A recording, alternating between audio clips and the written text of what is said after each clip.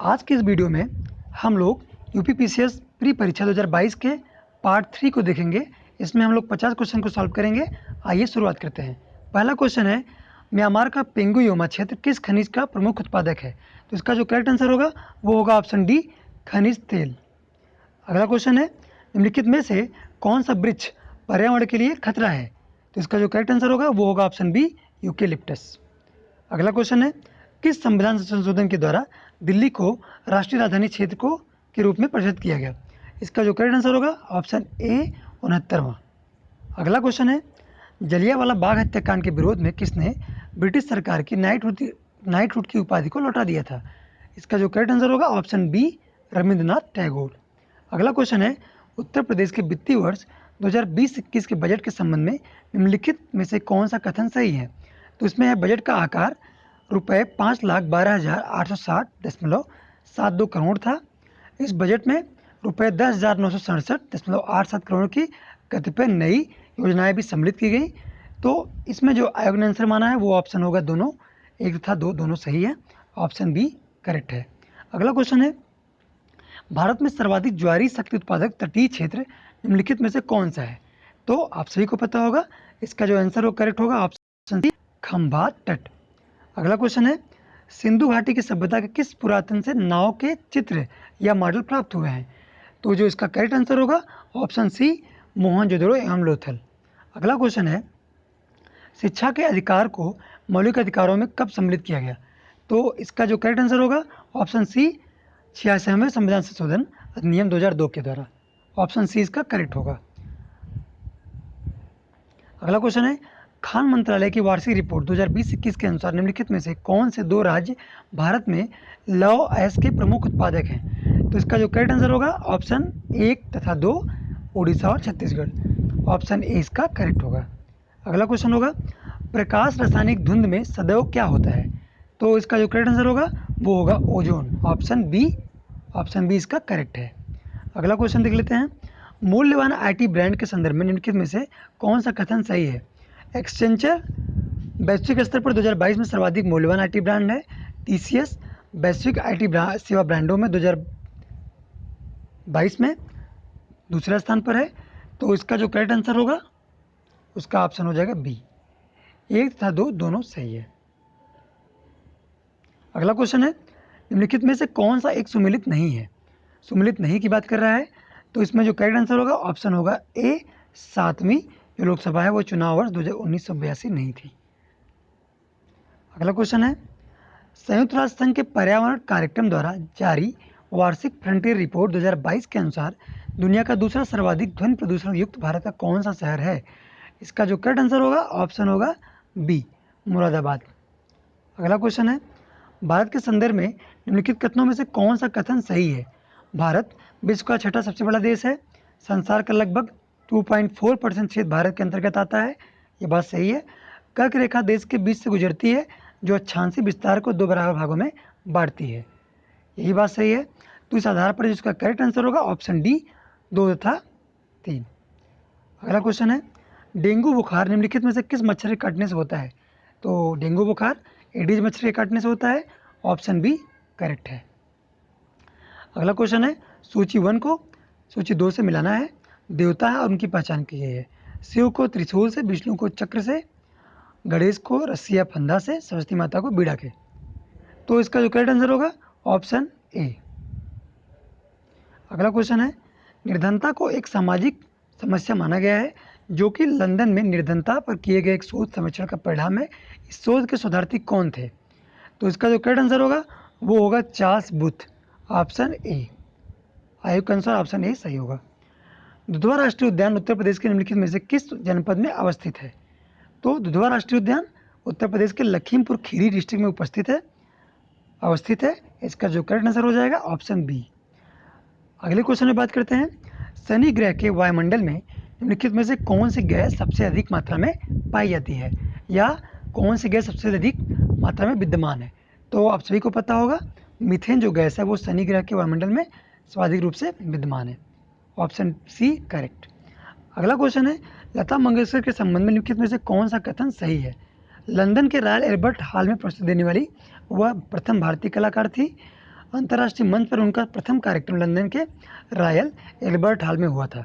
दोनों स्टेटमेंट सही है, तो इस आधार पर जो कूट बनेगा वो होगा ऑप्शन बी, 1 तथा 2 दोनों सही हैं। अगले क्वेश्चन की बात करते हैं, उत्तर प्रदेश दिवस किस तिथि को मनाया जाता है? तो उत्तर प्रदेश दिवस 24 जनवरी को मनाया जाता है।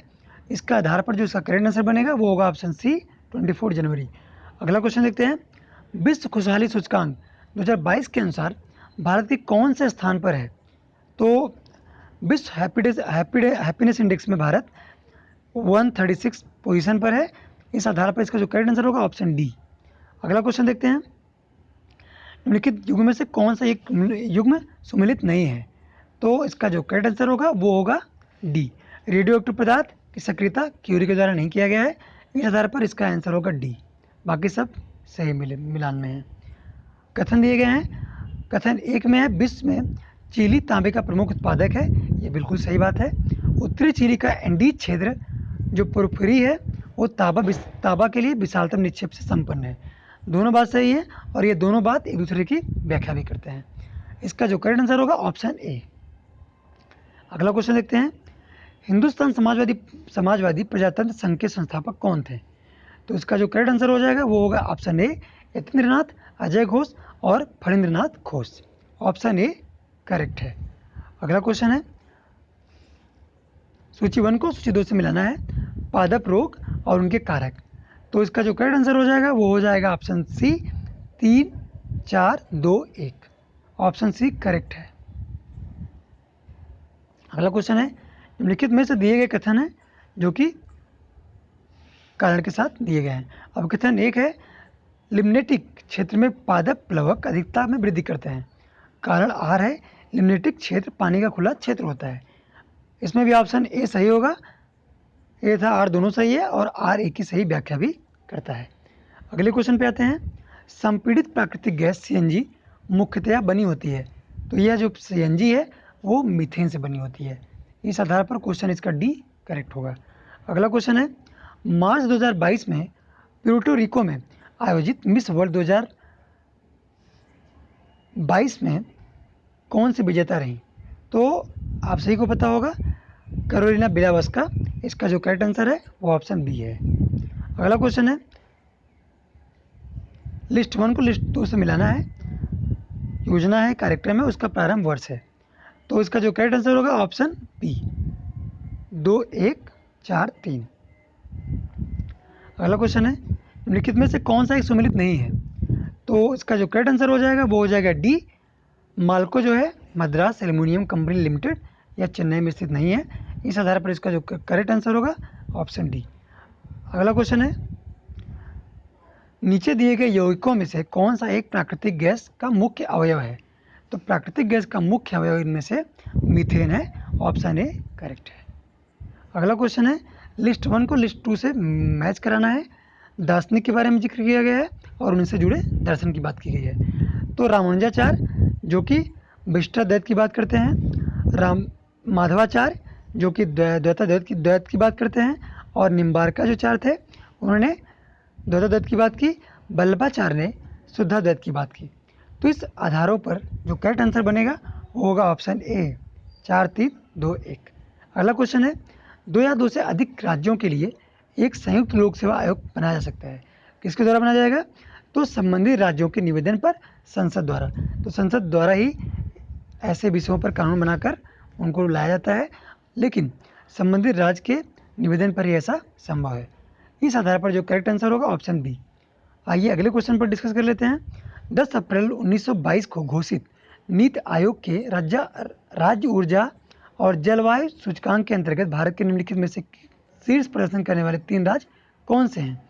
तो ऑप्शन सी, गुजरात, केरल और पंजाब। 2022 में नीति आयोग के राज्य ऊर्जा और जलवायु सूचकांक में गुजरात, केरल और पंजाब शीर्ष राज्य के रूप में दिए गए हैं। अगला क्वेश्चन है, निम्नलिखित में से किसने भारत के राष्ट्रपति का पद ग्रहण करने के पूर्व उपराष्ट्रपति पद पर कार्य नहीं किया था? तो नीलम संजीव रेड्डी ने उपराष्ट्रपति पद पर कार्य नहीं किया है, इनको जो है डायरेक्ट राष्ट्रपति के पद पर चयनित किया गया था। ऑप्शन बी करेक्ट होगा। अगला क्वेश्चन है, जनवरी 2022 के वैश्विक व्यावसायिक शहर सूचकांक के अनुसार निम्नलिखित में से कौन सा शहर विश्व का शीर्ष व्यावसायिक शहर है? शीर्ष व्यावसायिक शहर की बात कर रहा है, तो इसका जो करेक्ट आंसर होगा ऑप्शन बी, हांगकांग। अगला क्वेश्चन है, लिस्ट 1 को लिस्ट 2 से मिलाना है। लिस्ट 1 में एसडीजी से जुड़े विकास लक्ष्यों की बात की गई है और लिस्ट 2 में उन्हें संबंधित विषय क्षेत्र की बात की गई है। तो जो एसडीजी 10 है उसका आंसर हो जाएगा असमानताओं में कमी, और एसडीजी जो 13 है उसका आंसर हो जाएगा जलवायु में परिवर्तन। एसडीजी 14 जो है वह है जल के नीचे जीवन, और एसडीजी 15 जो है वह भूमि पर जीवन। तो इस आधार पर जो इसका करेक्ट आंसर होगा ऑप्शन ए। अगला क्वेश्चन है, लिस्ट 1 को लिस्ट 2 से मिलाना है। समाचार पत्रिका की बात की गई है और उससे जुड़े हुए प्रकाशन स्थान की बात की गई है। तो स्वदेश जो बंधु है वह गोरखपुर से, भारत बंधु हाथरस से, सत्यवादी आगरा से, और शक्ति जो समाचार पत्रिका है वह अल्मोड़ा से। इसका जो करेक्ट आंसर होगा ऑप्शन बी। अगला क्वेश्चन है, एलबीएस एक वित्तीय समावेशन के लिए भारत सरकार द्वारा उठाए गए आर्थिक उपायों में से एक है। इस परिप्रेक्ष्य में एलबीएस क्या है? तो एलबीएस एक ऋण बैंकिंग योजना है, जो कि ऑप्शन ए करेक्ट है, ऑप्शन हो जाएगा करेक्ट ए, ऋण बैंकिंग योजना। अगला क्वेश्चन है, निम्नलिखित में से कौन सा एक देश स्थलरुद्र है? तो स्थलरुद्र देश की बात की जा रही है। इसका जो करेक्ट आंसर हो जाएगा ऑप्शन ए, बोलीविया, जो कि साउथ अमेरिका में स्थित एक देश है। अगला क्वेश्चन है, भारत में संसद के द्वारा panchayat extension to schedule area कानून कब पारित किया गया? इसका करेक्ट आंसर हो जाएगा ऑप्शन बी, 1996 में। किस मुगल शासक ने बनारस के संस्कृत और हिंदी के महान विचारक कविंद्र आचार्य सरस्वती को राजकीय संरक्षण प्रदान किया था? तो शाहजहां ने कविंद्र आचार्य सरस्वती को राजकीय संरक्षण प्रदान किया था। Correct answer D. अगला क्वेश्चन है, केबुल लामजाओ राष्ट्रीय उद्यान निम्नलिखित में से किस झील में अवस्थित है? आप सभी को पता होगा, लोकतक, जो कि मणिपुर राज्य में है। इसी जो है झील में केबुल लामजाओ एक तैरता हुआ राष्ट्रीय उद्यान स्थित है। ऑप्शन डी इसका करेक्ट होगा। अगला क्वेश्चन है, निम्नलिखित में से कौन सी नदी घाटी बेसिन क्षेत्र की दृष्टि से सबसे बड़ी है? मतलब उसके जल क्षेत्र की बात की जा रही है। जल क्षेत्र के आधार पर क्षेत्रफल में सबसे बड़ी नदी महानदी है। इन ऑप्शन में महानदी सबसे बड़ी नदी है। ऑप्शन सी करेक्ट है। अगला क्वेश्चन है, निम्नलिखित में से कौन सा एक बात उत्तर प्रदेश में नहीं है? तो बटुआ जो बात है वो उत्तर प्रदेश में नहीं है, बाकी अरहरा, बघेलखंड, अडवा ये उत्तर प्रदेश राज्य में ही स्थित बांध के बारे में दिए गए हैं। अगला क्वेश्चन है, ज्योतिबा फुले संबंधित है। तो ज्योतिबा फुले वह जात विरोधी आंदोलन से संबंधित है, जो कि महाराष्ट्र से आते हैं। अगला क्वेश्चन है, पृथ्वी का वायुमंडल निम्नलिखित में से मुख्यतः किसके द्वारा तप्त होता है? तो पृथ्वी का वायुमंडल दीर्घ तरंग स्थलीय विकिरण के द्वारा तप्त होता है। इसके आधार पर जो इसका करेक्ट आंसर हो जाएगा वो ऑप्शन डी है, दीर्घ तरंग स्थलीय विकिरण। अगले क्वेश्चन की बात करते हैं, 2022-23 में केंद्रीय विश्वविद्यालय में से स्नातक प्रवेश के लिए एकल खिड़की प्रवेश परीक्षा का क्या नाम है? तो आप सभी को पता होगा, CUET। ऑप्शन सी करेक्ट है। अगला क्वेश्चन है, लिस्ट 1 लिस्ट 2 को मैच कराना है।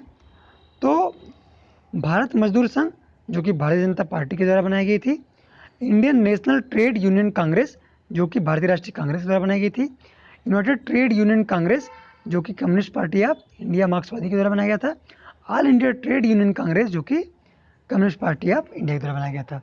इन आधारों पर अगर देखा जाए तो इसका जो करेक्ट जो मैच होगा ऑप्शन ए, 4-1-3-2। अगला क्वेश्चन है, किस देश में प्राकृतिक आर्सेनिक प्रदूषित जल मिलता है? तो प्राकृतिक आर्सेनिक जो प्रदूषित जल हैं वह वाटर लेवल को प्रदूषित कर चुके होते हैं। तो इसका जो करेक्ट आंसर हो जाएगा ऑप्शन बी, बांग्लादेश। तो आज के सेशन में हम लोगों ने देखा कि यूपीपीसीएस 2022 की प्री परीक्षा का 150 क्वेश्चन 3 पार्ट में हमने कंप्लीट किया। अगर यह सेशन आपको ठीक लगा, अच्छा लगा, तो आप इसे लाइक कीजिए, सब्सक्राइब कीजिए। Thank you. मिलते हैं अगले वीडियो के साथ, तब तक के लिए जय हिंद।